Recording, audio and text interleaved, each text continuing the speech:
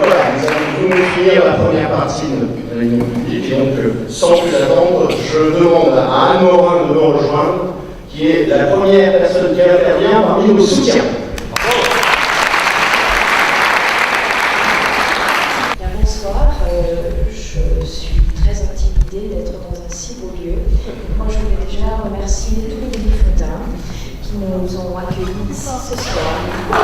C'est très heureux. Voilà, alors je ne vais pas revenir sur tous les aspects programmatiques qu'on vous a déjà développés depuis le début de la campagne. Moi, je souhaitais simplement être là ce soir, effectivement, pour soutenir Rachel et Hugues. Et puis, pour faire juste un petit point quand même en cette fin de campagne, puisque effectivement en 12 jours, ça y est, on va les voter. Lorsqu'on s'est rencontrés avec Richard au tout début de cette aventure, pour moi, on n'a pas hésité très très longtemps. Fontainebleau est une ville chargée d'histoire avec un grand H.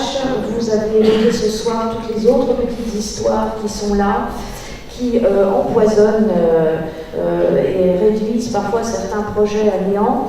Et nous, on avait l'intention au Modem de pouvoir apporter notre soutien et notre confiance à un homme qui soit capable, de se placer au-dessus de tout ça, d'avoir une vision qui ne soit pas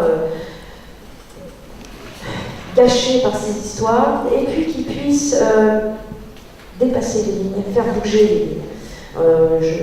Je suis effectivement militante dans un parti qui a ça très à cœur, et moi j'ai retrouvé dans les projets de Richard, dans son discours, dans sa manière de parler de sa ville, de ses habitants, il n'oublie personne, parce qu'on pourrait, effectivement, Rachel le disait tout à l'heure, se contenter de voir dans Fontainebleau une certaine catégorie de population, voir ces belles façades, ce beau château, et puis il y a des problématiques autres à Fontainebleau, et puis des projets qui ne demandent qu'à se développer davantage. Donc voilà, moi je voulais remercier Richard d'avoir eu cette ouverture, cette capacité à nous accueillir, et puis je suis convaincue, je l'espère en tout cas, mais je suis convaincue que dépasser les lignes et être à la hauteur des projets qu'il vous a annoncés, on est parfaitement capable. Donc effectivement, le bon bulletin, c'est le sien.